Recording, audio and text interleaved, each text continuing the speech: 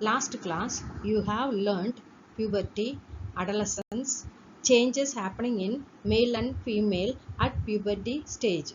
In this class, we will see only male reproductive system. Let's see human reproductive system. The humans use sexual mode of reproduction. In this process, two parents are involved in producing a new individual.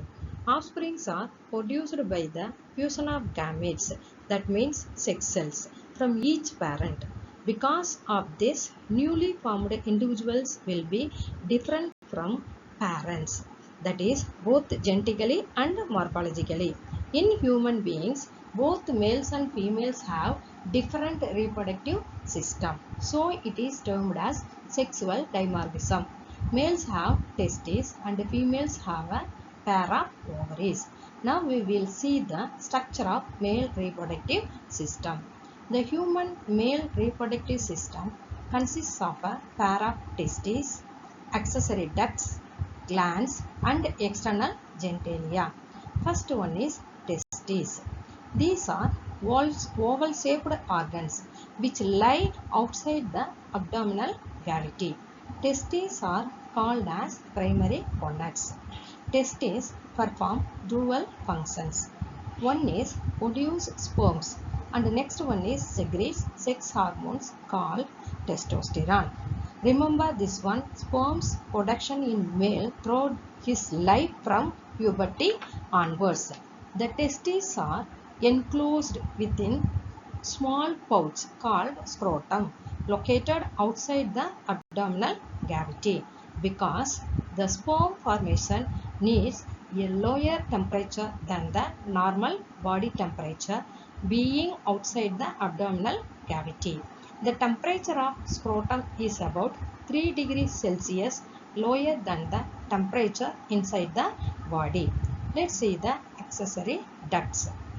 They are epididymis, vas deferens or sperm ducts.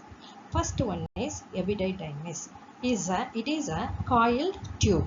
The sperms formed in testes come out and get stored temporarily in epididymis.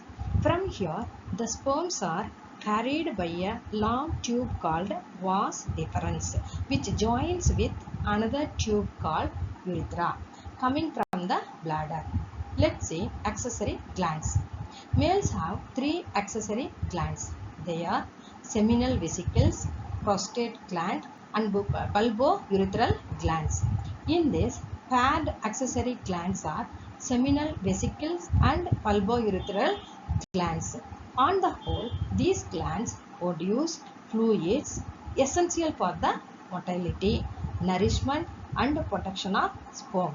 Next one is external genitalia. Here, penis is considered as an external genitalia. Urethra forms a common passage for sperms and urine. Urethra carries the sperms to an organ called penis, which open outside the body. Male reproductive system, also called as urinogenital system, because it has only one opening for the urine and sperms to pass out of the body.